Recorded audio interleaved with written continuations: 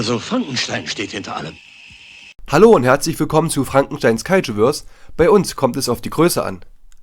Heute gibt es unsere Review zum Toho-Klassiker Mothra. Dieses Meisterwerk hatte am 30. Juli 1961 seine japanische Uraufführung.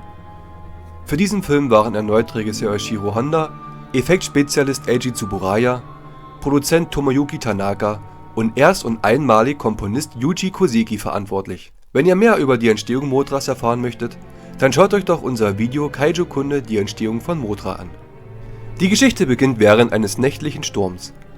Ein Schiff sinkt und einige Mitglieder überleben die Katastrophe und werden gerettet.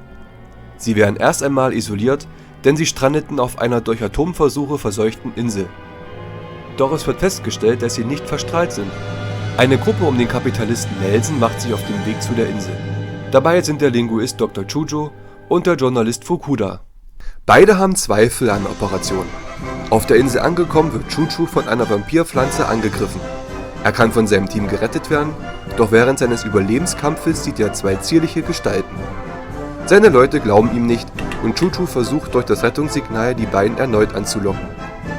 Das Team ist erstaunt, als dann tatsächlich die beiden Zwillinge auftauchen. Man einigt sich, die Ereignisse nicht der Außenwelt mitzuteilen und die Insel mit den beiden Mädchen in Ruhe zu lassen. Sie beenden ihre Reise und kehren nach Japan zurück.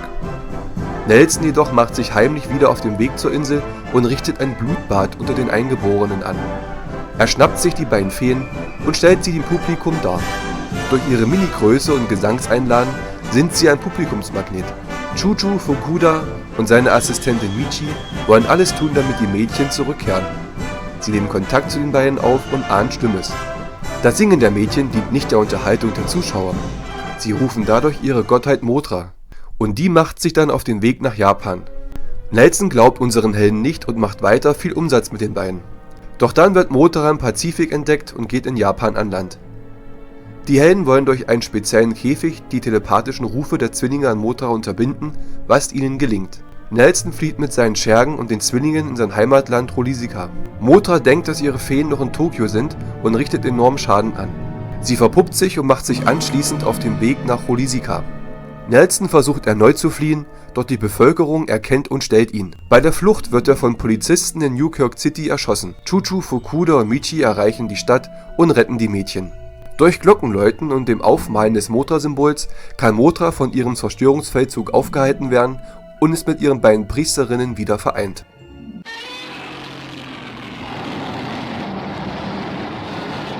Die mystische Handlung gefällt mir sehr gut. Aber auch wenn ich mich jetzt vielleicht unbeliebt mache, kann ich mit Sakai fast nichts anfangen. Auch fehlt mir das klare Aufzeigen, dass ich einen Kaiju-Film sehe. Das sind aber zwei sehr kleinliche Punkte, da der Film insgesamt grandios ist. 9 Gs. Wie immer bleibt zu sagen, dass Tsuburaya eine super Arbeit hingelegt hat. Die Verpuppung von Mothra, der Dammbruch, der Sturm, der durch Mothras Flügelschlag aufkommt und so weiter. Alles sieht großartig aus. 10 Gs. In diesem Film wurden mit Sacred Springs und Mothras Song zwei Lieder uraufgeführt, die Kultstatus erreichen sollten. Die Peanuts und Yuji Koseki untermalen den Film perfekt. 10 Gs. Kaiju-Kämpfe gibt es diesmal nicht. Es kommt zu Gefechten zwischen den Menschen untereinander und später zwischen den Menschen und Mothra. Die sind insgesamt gut inszeniert, aber dennoch fehlt der große Konflikt. 6 Gs. Die Spannung nimmt erst Fahrt auf, als der Film schon halb vorbei ist, aber dann bleibt sie konstant auf einem hohen Niveau. 7 Gs. Insgesamt komme ich so auf 42 Gs. Die Geschichte ist sehr schön erzählt und hebt sich bewusst von den Sci-Fi-lastigen Inhalten der Vorgängerfilme ab. Die Erzählung von Mothra ist eine der kreativsten Einfälle im Kaiju-Eiga-Genre. Die Charaktere sind glaubhaft und werden gut verkörpert. 10 Gs. Die Effekte sind wahnsinnig gut gemacht. Die sehr gut detaillierten Sets haben einen ganz besonderen Charme und nur wenige Filme können diese toppen. Auch die Kostüme der Raupe wie auch des Schmetterlings sind gut gelungen. 10 Gs. Die lockere Musik von Yuji Koseki untermalt den Film wunderbar. Er hat nicht nur vereinzelt Märsche geschrieben, sondern natürlich auch den Mothra-Song. 9 Gs. Da Mothra hier solo auftritt, gibt es keine Kämpfe mit einem anderen Kaiju. Aber es gibt Kämpfe zwischen der Armee und Mothra. Die Kämpfe sind schön flott geschnitten und es wird gezeigt, wie ohnmächtig die Menschen über die Gottheit sind. 10 Gs. Natürlich kann man als Zuschauer die Handlungsabfolge erahnen. Das alles macht aber nichts. Honda lässt hier keine Langeweile aufkommen, obwohl der Film viele Momente hat, in denen Mothra nicht zu sehen ist. Die glaubhaften Charaktere wie auch die Schauspieler, die sie verkörpern, nehmen den Zuschauer mit auf eine aufregende Reise. Insgesamt komme ich damit auf 49 von 50 Gs.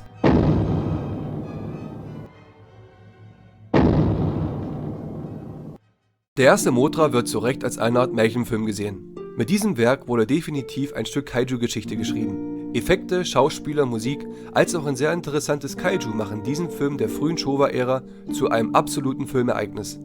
Alles in allem haben sich die Macher eine tolle Geschichte rund um Mothra einfallen lassen, die zu Recht heutzutage als Klassiker gilt. Bis dann. Es war Frankenstein.